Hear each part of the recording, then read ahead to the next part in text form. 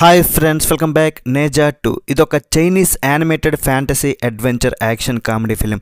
Present మన ఇండియాలో ఏ ఓటీటీలో కూడా ఇంకా స్ట్రీమింగ్ అయితే రాలేదు, తెలుగాడిలో కూడా లేదు. నేనైతే ఈ మూవీ చూడాలని డౌన్లోడ్ చేసుకొని చూసా.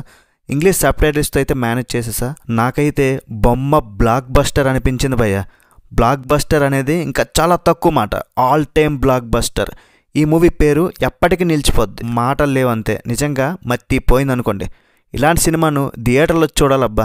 ఒక మాస్టర్ పీస్ మూవీ ఇది. తప్పనిసరిగా ఈ మూవీ తెలుగాడిలో ఫ్యూచర్లో వస్తుంది. వెయిట్ చేయాలనుకుంటే వెయిట్ చేయండి. అండ్ నిన్న యూఎస్లో దీన్ని ఇంగ్లీష్లో డబ్ చేసి థియేటర్లో రిలీజ్ చేశారు. కానీ ఈ మూవీ చూసే ముందు 2019లో రిలీజ్ అయిన నేజా 1 చూడాల్సిందే. ఎందుకంటే ఆ క్యారెక్టర్స్ అండ్ స్టోరీ కూడా తెలియాలి కాబట్టి. ఈ year biggest Chinese block buster ఇది. మన ఇండియన్ బ్లాక్ బస్టర్ కూడా గుర్తొచ్చింది నాకైతే, మహావతార నరసింహ. ఒక్క చైనాలోనే కాదు, ప్రపంచ దేశాల్లో కూడా సత్తా చాటింది. ఆ రికార్డ్స్ ఏంటి, దీని కథ ఏంది, దీని లెక్క ఏంది, దీని సంగతి ఏంటి, అవన్నీ కూడా చూసేద్దాం. ఇప్పటికే 2 బిలియన్ మార్క్ దాటేసింది. అంటే ఇండియన్ కరెన్సీలో దాదాపు 17,000 కోట్ల రూపాయలు. దీనికి పెట్టిన బడ్జెట్ ఎంతో తెలుసా? $80 మిలియన్.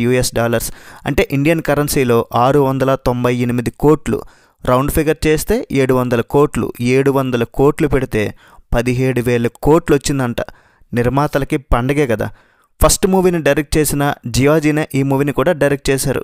ఈ మూవీ చైనాలో జనవరి 29, అది చైనీస్ న్యూ ఇయర్ రోజున రిలీజ్ అయింది. ఫస్ట్ షో నుండే కూడా ఈ మూవీలో ఉన్న యానిమేషన్కి, యాక్షన్ సీక్వెన్సెస్కి అండ్ వరల్డ్ బిల్డింగ్కి, టెక్నికల్ వాల్యూస్కి, ఆ క్యారెక్టర్స్ ఎమోషన్స్కి ప్రతి ఒక్కరు కూడా జేజేలు కొట్టారు. ఒక్క చైనాలోనే కాదు, వరల్డ్ వైడ్గా కూడా రికార్డ్స్ అయితే బద్దలు కొట్టింది. హైయెస్ట్ గ్రాసింగ్ యానిమేటెడ్ ఫిల్మ్స్ లిస్ట్లో ఫస్ట్ ప్లేస్లో నిలిచింది. ఇంతకుముందు హాలీవుడ్ మూవీ ఇన్సైడ్ అవుట్ 2 ఉండేది. Highest grossing animated films top 5 list మీరు ఇక్కడ చూడొచ్చు.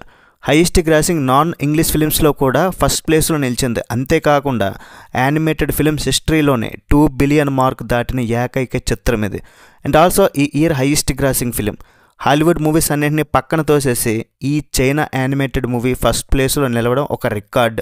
ఫస్ట్ ప్లేస్లో Avatar, second Avengers end game, third Avatar the way of water, and fourth ప్లేస్లో టైటానిక్, అండ్ ఫిఫ్త్ ప్లేస్లో నేజా 2 ఉంది. స్టార్ వార్స్ ద ఫోర్స్ అవెకన్స్ కిందకైతే వెళ్ళిపోయింది. చైనాలో ఆడిందంటే ఓకే అనుకోవచ్చు, కానీ ప్రపంచం మొత్తం ఆడిందంటే ఏదో అంత మ్యాటర్ లేకపోతే ఆడేస్తుందా? నేనైతే ఫస్ట్ మూవీ చూశాను, అది కూడా తెలుగులో లేదు. మన తెలుగులో కొంతమంది యూట్యూబర్స్ స్టోరీ ఎక్స్ప్లెయిన్ చేశారు, చాలా బాగా చెప్పారు. మీరు అది చూసినా చాలు. ఫస్ట్ మూవీ కూడా చాలా బాగుంటుంది, దానికంటే సెకండ్ది సూపర్ ఉంటుంది. ఫస్ట్ మూవీ కూడా బాగానే కలెక్ట్ చేసింది, $742 మిలియన్ కలెక్ట్ చేసింది. దానికంటే ఇది 3 రెట్లు ఎక్కువ.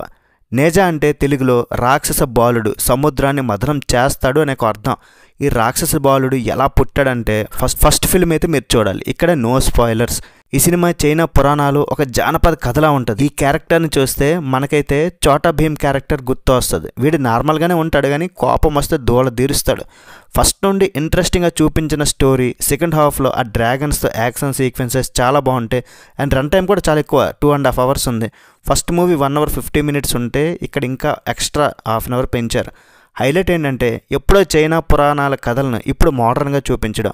ఇంకా నాకు బాగా నచ్చినవి ఏంటంటే ఫ్లూయిడ్ యాక్షన్ సీక్వెన్సెస్ ఎక్సలెంట్ ఉంటాయి. వాళ్ళ సంస్కృతి స్టోరీని డిఫరెంట్గా చూపిస్తున్నాయి. ఒక స్టోరీ చెప్పడం వల్ల అందరూ ఇష్టపడ్డారు. ఎమోషన్ అండ్ ఫ్యామిలీ రిలేషన్స్ కూడా బాగా చూపించారు. ఇలాంటి స్టోరీలో ప్రజల్ని, ప్రపంచాన్ని కాపాడాలి అనే ఒక థీమ్ కూడా ఉంటుంది. ఫైనల్గా మై థాట్స్ ఏంటంటే, మాస్టర్ పీస్లు ఊరికే రావు, బ్లాక్ బస్టర్లు ఊరికే అయిపోవు. ఒక్కసారి పెన్ను పేపర్ మీద పెడితే దానికి టెక్నికల్ డిపార్ట్మెంట్ తోడైతే అనుకున్న విజయం అయితే సాధిస్తుంది.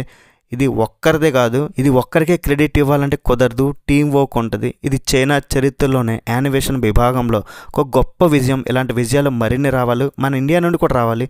మహావతార నరసింహ ఇలాంటి సినిమాలు అయితే రావాలి. ఓవరాల్గా ఈ చైనా బ్లాక్ బస్టర్కి నేను ఇచ్చే రేటింగ్ ఏంటంటే 4/5. That's it guys. రివ్యూ నచ్చితే ఒక లైక్ చేయండి చాలు. నెక్స్ట్ వీడియోలో మళ్ళీ కలుద్దాం. బై బాయ్ అండ్ జై హింద్.